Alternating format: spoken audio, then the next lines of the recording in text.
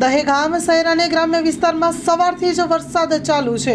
ગાંધીનગર જિલ્લાના દહેગામ તાલુકાને શહેરમાં વહેલી સવારથી જ વાતાવરણમાં પલટો આવી જતા હરસોલી, સિયાવાડા, કડજોદરા, દહેગામ શહેર અને ગ્રામ્ય વિસ્તારમાં ધોધમાર વરસાદ પડી રહ્યો છે।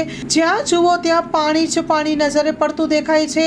દહેગામ શહેરના સિયાવાડા, કડજોદરા અને હરસોલી ગામે જોરદાર પાણી ભરાતા લોકો પરેશાનીનો સામનો કરી રહ્યા છે। દહેગામ શહેરમાં પૂર્ણિમા સ્કૂલના ઢાળ અને લવાડ જવાના નીચાણવાળા વિસ્તારોમાં વરસાદી પાણી ભરાઈ જતા લોકો તેમજ બાળકો મુશ્કેલીમાં મુકાયા છે।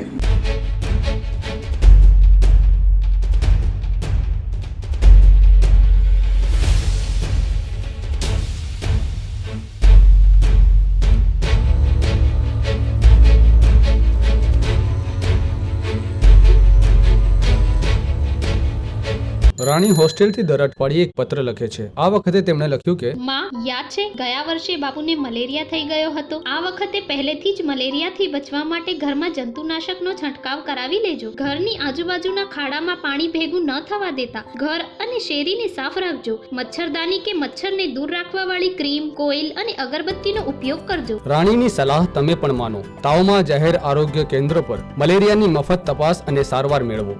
ક્યારેય અડધામાં સારવાર ન છોડો।